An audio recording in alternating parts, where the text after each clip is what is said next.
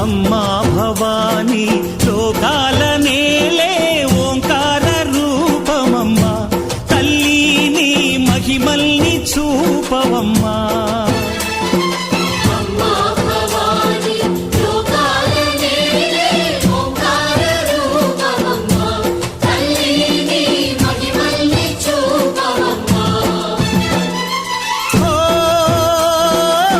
సృష్టికే దీపమా, శక్తికే మూలమా, సింహరథమే నీదమ్మా. అమ్మ దుర్గమ్మ భక్తులను దీవించుమా.